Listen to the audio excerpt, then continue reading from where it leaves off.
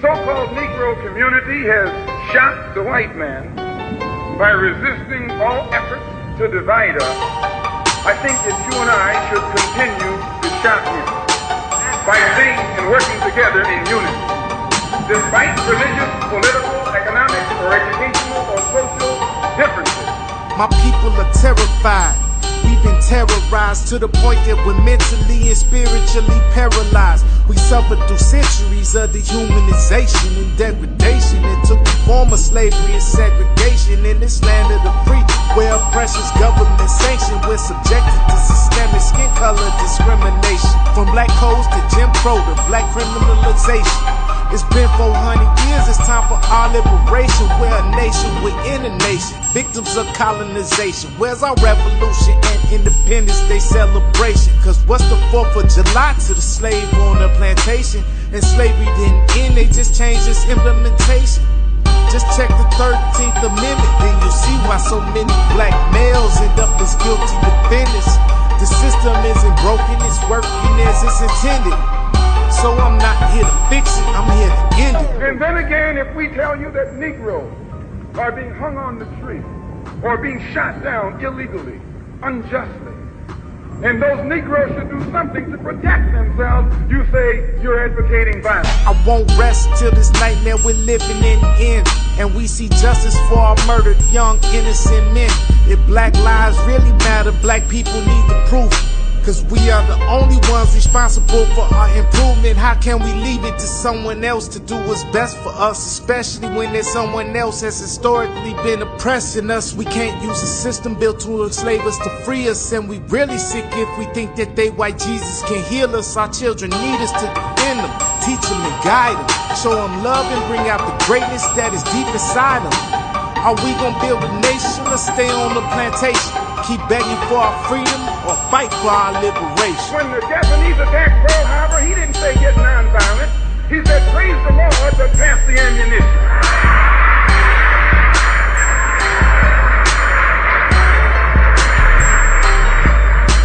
We must be willing to die together or we'll definitely die separately. We desperately need unity if liberation is our destiny. If we don't know our history, then we doomed to repeat it. White supremacy is the enemy, but together we can defeat it. They stole us from the motherland, sold us into slavery, forced us to work for them. They got the nerve to call us lazy. In this caste system, we're outcasts, still treated as second class. But I can feel it in the air, revolutions in the forecast. We came for greatness, but they don't want us to know. So they hid our history to keep us under control. All it takes is to take a stand. The enemy's not invincible, but we must come together as one nation indivisible. 20 million black people don't even know their own language. Why? Because he took it away from them. 20 million black people who don't even know the history of their ancestors. Why? Because he took it away from them. And if you're trying to tell them how thoroughly and completely they've been robbed, he says you're teaching hate.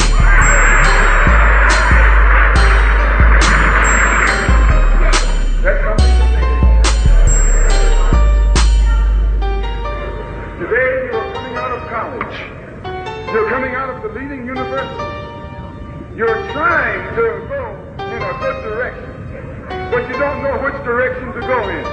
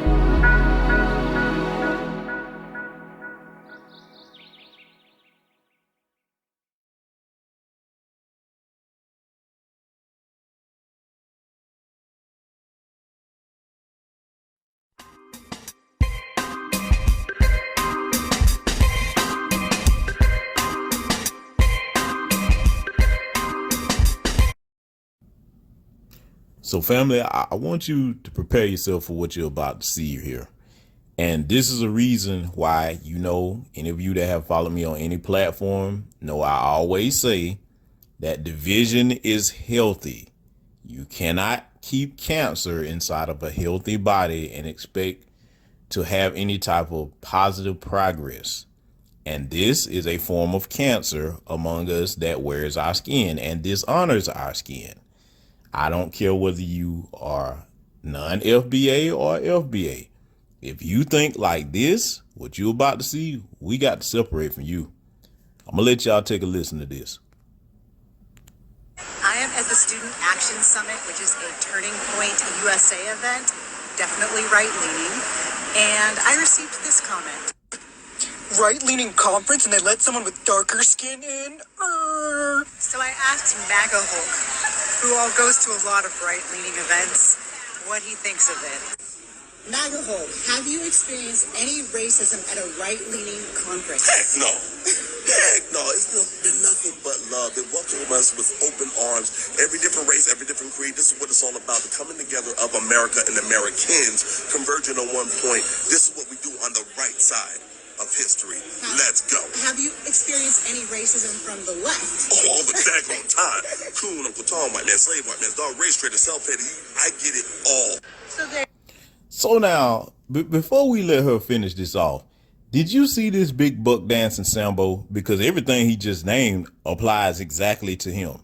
And it would be a Sambo, not an Uncle Tom. A lot of people get that twisted. Uncle Tom would have been the hero in that book. Sambo was the villain. When she asked him about that, come on, man, I'll get it from the left all the time. Big, goofy, buck dancing clown. We can't have people like this, whether they are of our lineage or not of our lineage, amongst us when we're trying to make power moves and put ourselves in an empowered position. These people are a detriment because I don't care which political party that you call yourself trying to support. If you have to overlook the anti-black racism in those parties just to be a part of them and be their little mascot so they can point to you and say, see, I'm not racist. I got black friends. Every time a white person say that, they're talking about a big buck dancing Sambo like you just saw right here. But I want y'all to hear what she's about to say at the end of this. Here you go, folks. From the words of MAGA Hulk himself. Who are the racists? The left. Okay, so now, as she finished off this statement here, talking about who are the real racists, the left. If you are dumb enough, and mostly tellers do this, if you are dumb enough to think that white supremacy and racism is only relegated to one party or the other and not both, you are a damn fool. See, these people right here, there's two categories. Some of them are actually stupid enough to believe that, okay? And then the other half, they know it, but they're comfortable with, okay, well, just throw me a few crumbs and I'll just overlook being abused and being neglected as long as you give me a little something to make me feel more comfortable than where I came from. And that is one of the primary differences between on code foundational black Americans. MAGA Hulk. I mean, you could look at that dude and tell he probably not one of us. He really don't look like one of us. And see, that's another thing. They really don't think that we can tell our own people apart from them. We can, because not only can we tell by the way you look, we can tell by your mindset if we just let you talk long enough. You start sounding like this. See, these two right here, they'll continue talking like this until there's a situation where a race soldier that doesn't care about your mascot status pulls up on your ass and you become the next Botham Jean, Christian Obumseli. It could go on and on. These people have to learn the hard way, man. It ain't nothing we can do with them like that. You cannot unify with people that are not on code against white supremacy, because too many of them are trying to find a cozy position under and be their pets, because that's exactly what you are. See, I'm going to say this, and it's going to rub some of y'all the wrong way. It's one thing for a woman to just go along to get along, because she's looking at the situation. Okay, I don't have no way to physically overpower nobody. I got to try to use charm and deception to get what I need. Okay, not all women. I'm not all, but that is something that most women will rely upon. If you are a man and you trying to go that route of I'll just duck my head and act like I don't see nothing, You are the biggest punk bitch walking on the planet. You can't stand next to other men. See this dude in this video right here. You can't stand him next to other foundational black American men that have self-respect. We don't want nothing to do with you. And like fashion, the smart sisters out here don't want nothing to do with this high yellow heifer right here. These people are dangerous, man. They are the equivalent of, let's just say somebody breaks into your home, right? And you got a group of people over to your home.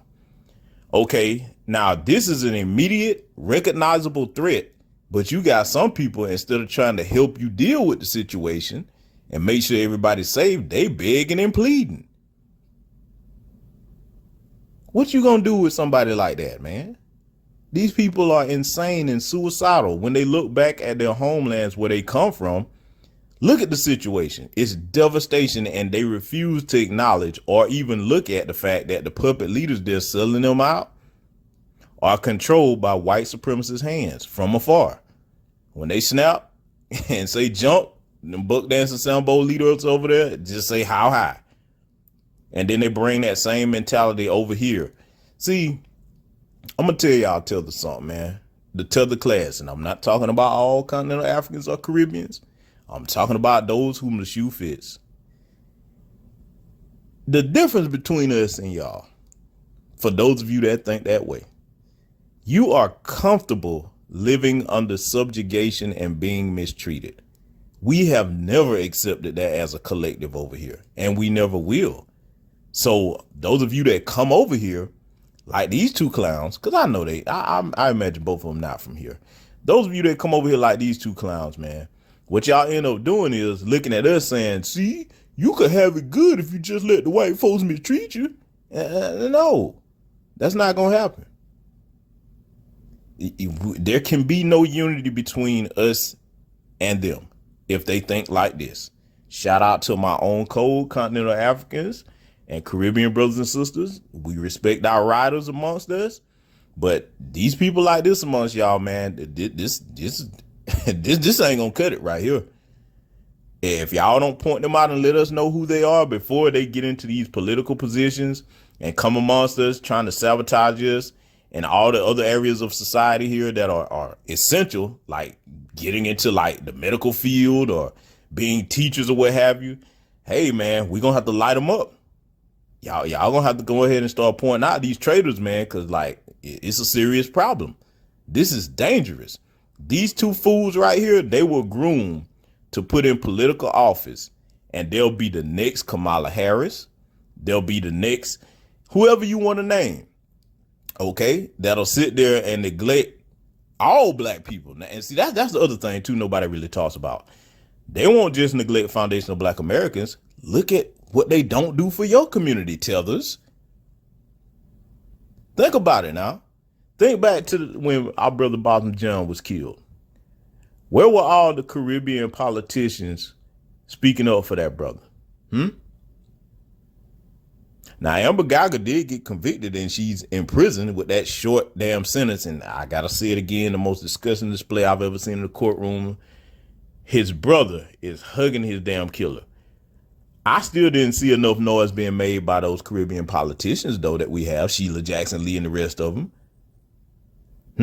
Nationwide, it should have been a unified, loud voice. And in several other situations. But we don't ever see that.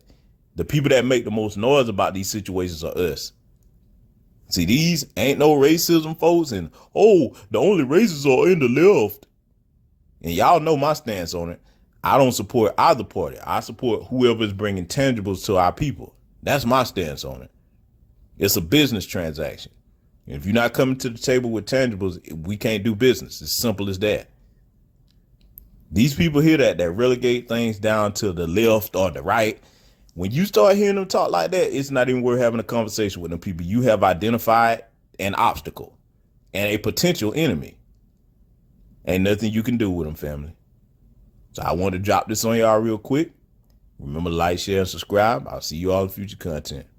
Experts at the United Nations have announced plans to investigate the recent killing of Jayland Walker, shot dead by police in Akron, Ohio in the United States. Walker was initially flagged down by police for a traffic violation. After failing to stop, a number of officers chased Walker until he exited the vehicle.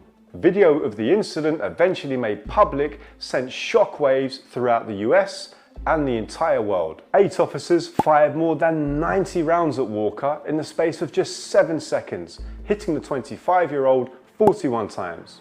At the time he was killed, Walker was unarmed. A local medical examiner ruled Walker's death a homicide, and the 8 officers who killed him were placed on leave. The Ohio Bureau of Criminal Investigation is conducting a probe into the killing. The United Nations also now stepping in is hugely significant.